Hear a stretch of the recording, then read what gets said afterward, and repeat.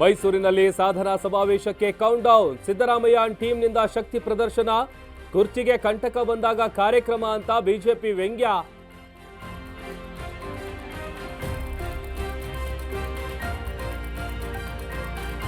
ಕೊಲೆ ಕೇಸಲ್ಲಿ ಭೈರತಿ ಬಸವರಾಜ್ಗೆ ಸಂಕಷ್ಟ.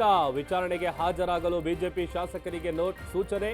ಮತ್ತೊಂದೆಡೆ ಪ್ರಮುಖ ಆರೋಪಿಗಳ ಬಂಧನಕ್ಕೆ ಪೊಲೀಸರ ಬಲೆ.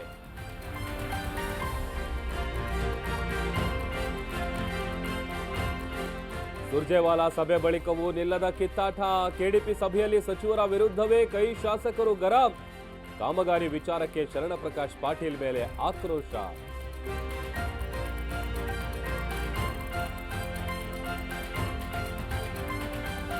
ರಾಜ್ಯದ ಕರಾವಳಿಯಲ್ಲಿ ಮುಂದುವರೆದ ಮಳೆ. ಮಂಗಳೂರಲ್ಲಿ ಶಾಲಾ ಕಾಲೇಜುಗಳಿಗೆ ರಜೆ ಘೋಷಣೆ. ರಾಜಸ್ಥಾನ ಮಧ್ಯಪ್ರದೇಶದಲ್ಲಿ ಪ್ರವಾಹಕ್ಕೆ ಜನರು ತತ್ತರ.